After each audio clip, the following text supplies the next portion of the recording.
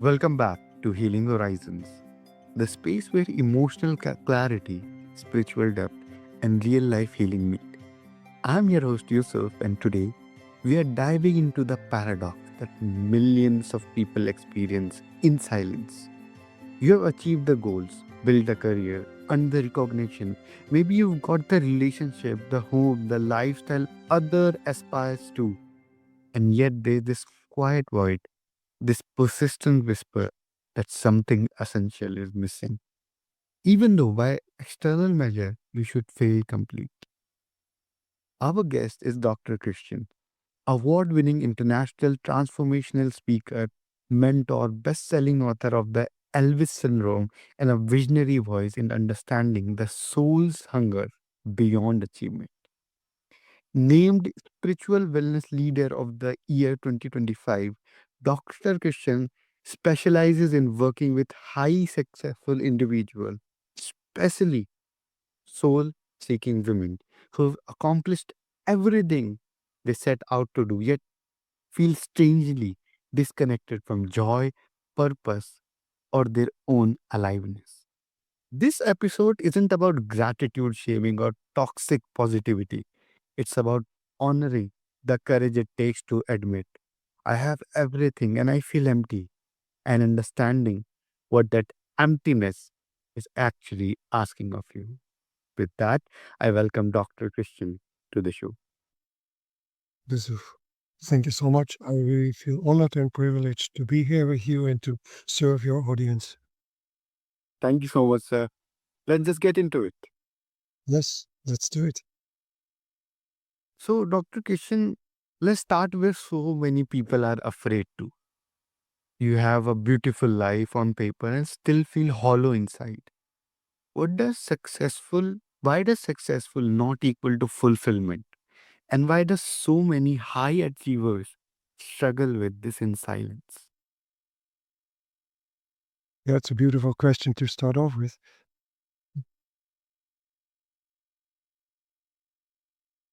Especially the in the high society circles, there's much emphasis on what we accomplish in the outside world, the status we we reach, the wealth we accumulate or maintain or expand, and we surround ourselves with the possessions like luxury items, the third or fourth mansion, the 135th sports car, which you never drive but put in the garage just as a trophy. And so that all works basically well for a certain amount of time because it's a kind of a distraction. It's a kind of a putting focus outward.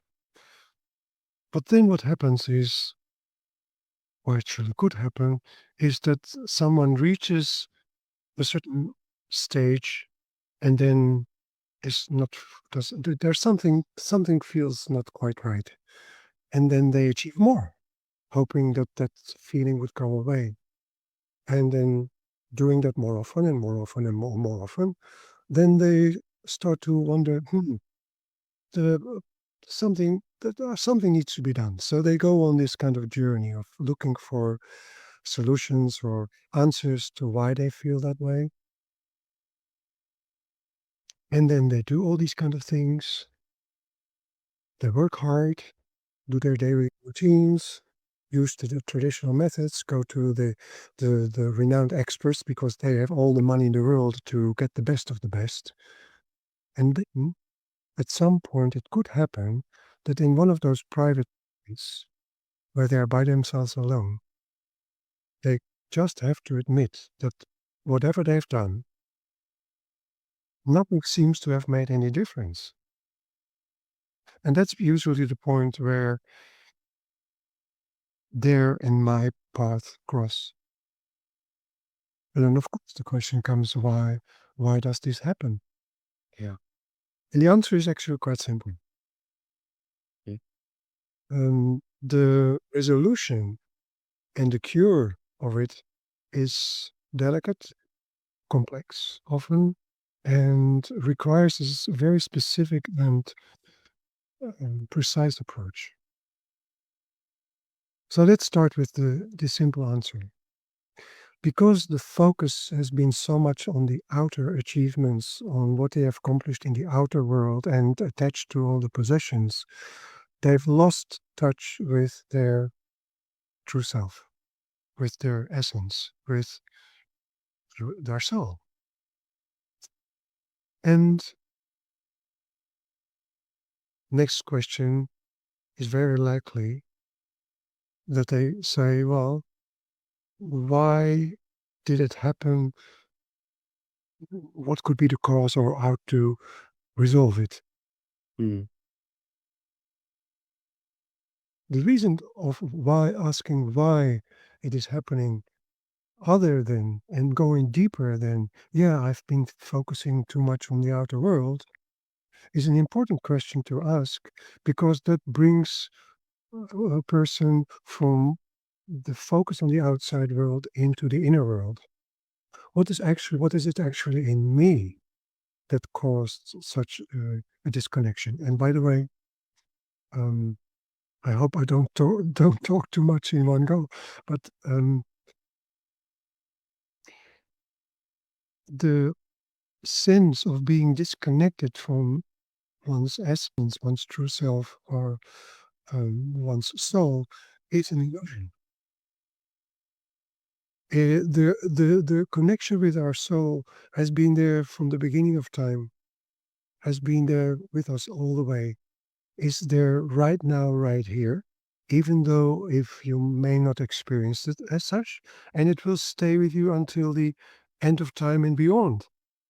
The thing is that something has happened within ourselves and within the circumstances we have experienced in the past that disconnected us or gave us this sense of being disconnected. It could be through an outer event. It could even be a case that someone has disconnected oneself due to a particular event from that what I call a more direct conscious connection. So it is not so much finding that true self, but it is more like a re-establishing of a more direct conscious connection again with the soul's connection one already had and has and will have. So let's just say someone comes to you and they confess, like, I have everything. I should be grateful, but I still feel numb. What is the first thing that you tell them?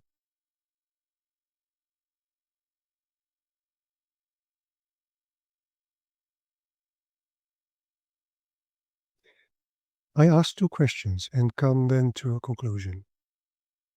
First question is, do you believe that there's a relationship between what you think and feel and the future that is going to unfold? And hopefully, and usually, not always, but most of the time, the answer is yeah. I do feel that there's a relationship, and when they answer maybe or not so much, then of course we will have a conversation in which I share my point of view and why I think that there is a relationship between thought and feelings and the future that is going to happen. And then the second question is, well, let's say for the sake of conversation, and I invite the listeners now here, also and the viewers, to go along with my suggestion to, for the sake of conversation, let's say that there is that relationship. Then the next question is, do you believe actually, not only think, but believe that you can change what is happening in the future, or at least greatly influence what is going to happen in the future by changing what you think and feel? And when the answer to this, and again, I invite you and everyone listening and watching to go along with this, and just for the sake of for conversation, say, yeah. By changing what we think and feel, we can influence what is happening in the future. Then we can come to a conclusion that everything starts within. Everything starts with me, with you, with us. This is a very important starting point of a transformational journey. It brings us to a point where we take a certain responsibility, and not only the responsibility for what we are co-creating, but it also brings us back into a place of power, into a place of control. We put ourselves in such a way in again into the driver's seat, because that's often where the suffering comes from. We have parts in us, habits, certain beliefs, certain negative emotions and feelings that are very often pushes us out of the driver's seat and take us over. And then we think that we've lost control. Well, it feels like we've lost control. We think that all these habits have power over us, particularly when we are suffering from an addiction. We are in the middle of it. But the actual truth is we have created certain habits and beliefs for ourselves. So therefore, we are also the ones that are able and have the capacity and the power to release those old habits that are not useful anymore and replace them by the habits and beliefs that do. And it's easier to said than done, of course. And again, it's complex process to approach, but when it is done correctly, it's certainly doable.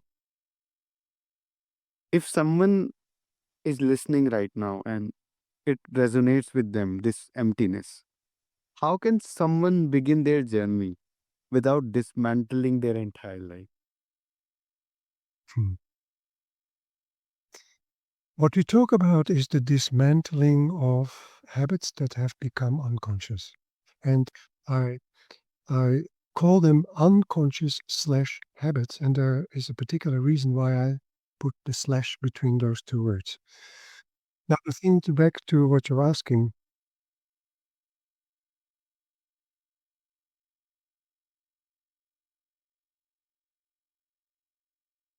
there has to be a willingness to give up what no longer serves us, Mm.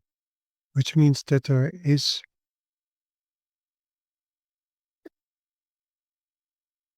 it's evident and necessary to make changes into the life we so much want to live. And that can only be done when we create space for that to happen. So there will be changes. There will be things that are going to be different, but in a way that will support us, that will bring us sense of purpose, feeling excited again. The morning we wake up and looking forward to live yet another day, to feel fulfilled with the things that we are doing, true fulfilled, and having back again that authentic joy we once felt. The thing is the thing is actually this. Hmm. And let me state it kind of boldly. Let me say that all of us carry parts in us that change.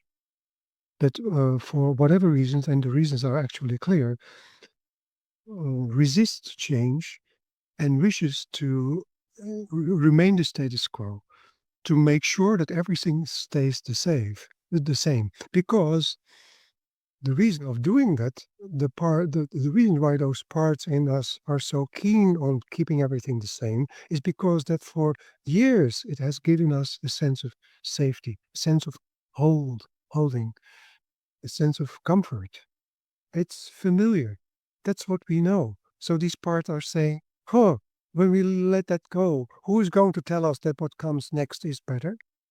Hmm? Are there any guarantees?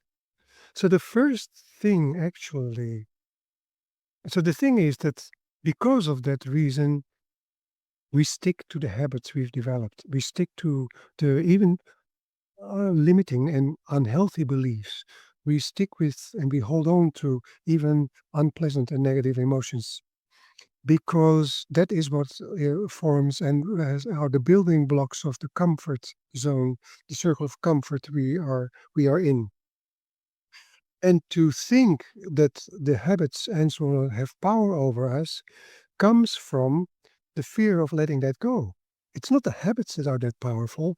It's us that keep giving those habits the power they think they have because we are so afraid of change. We are so afraid of the unknown. So the first thing that is very, very important is to address the fear and the resistance to change. And that, and let me be clear here, because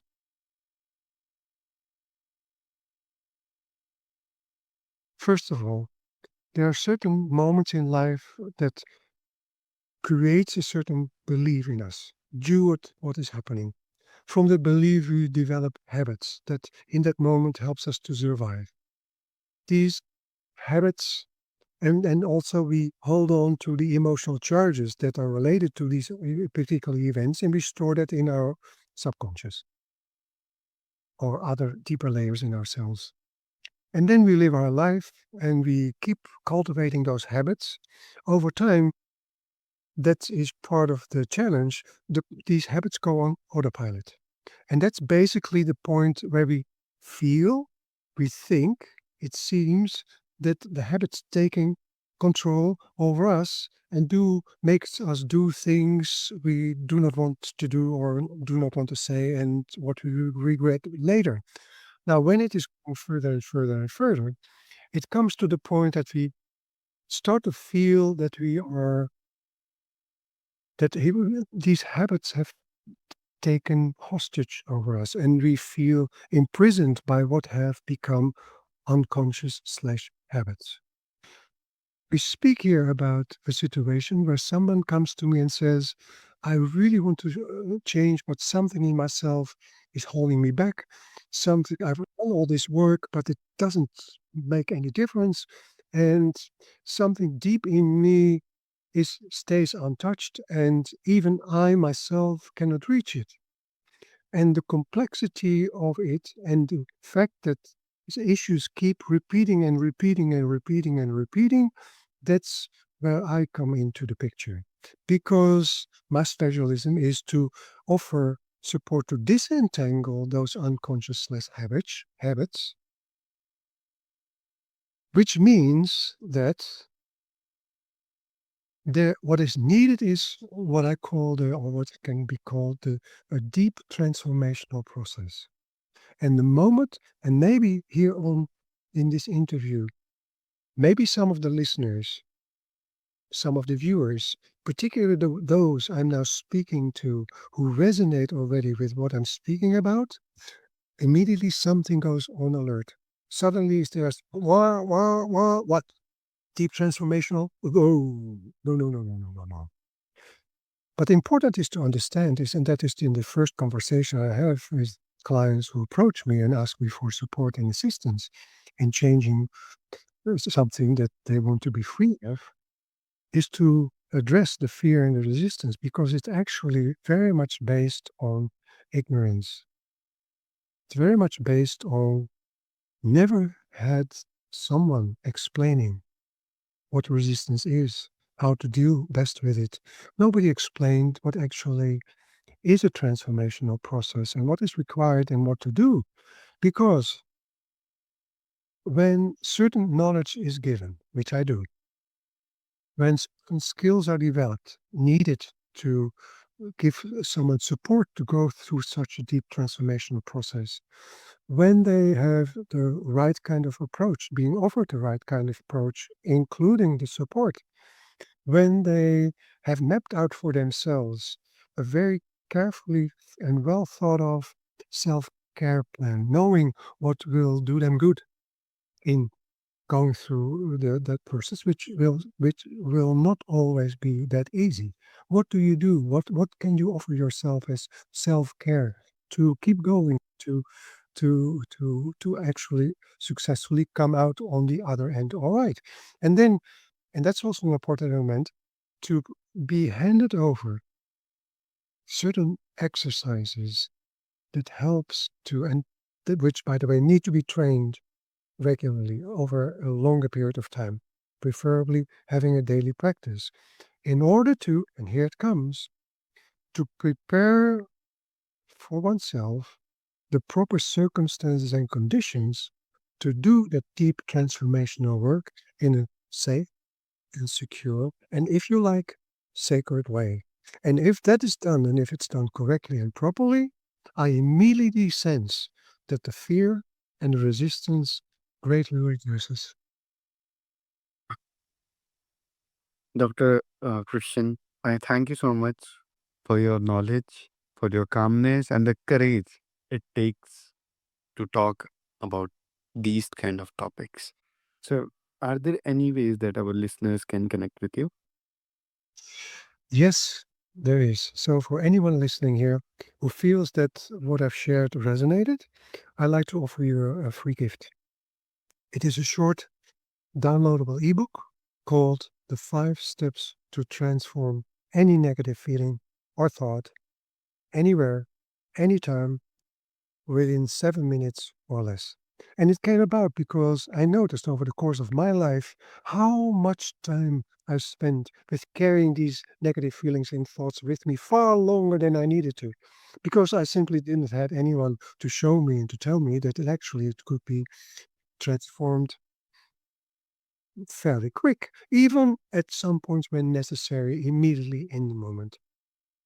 Now, the value of this ebook and this little ritual is that let me see here, it prevents you from suppressing those negative thoughts and feelings, and instead to transform them into useful ones, which are going to energize and to empower, to uplift you. So the link is in the show notes, and it's a simple download. It will be sent to you by email. And in addition, anyone who feels, and in this state right now, which I described in the interview, and feel that and have the sense, the desire to really embark on such a deeper transformational journey, I am offering you a complimentary From Pointless to Purpose Transformation Map consultation. In that consultation, you can explore how I work and experience how I work. And you can ask me questions directly, and you can also discover if I'm the right person to assist you in making the changes that may set you free. Now, just to be clear, this consultation is no pressure consultation, no obligations. It is simply an invitation for you to explore. Perfect. I thank you again, sir, for your knowledge, for your wisdom, and the courage it takes to be here. And to everyone listening, if this conversation touches something true in you, share it with someone who might be quietly struggling behind their success. And if Healing Horizon supports your journey towards wholeness, follow and leave a review because your voice helps these conversations find the people who need to hear them most. Until next time, stay open, stay honest, and keep moving toward your own horizon of wellness. This is Yusuf, and you've been listening to Healing Horizons.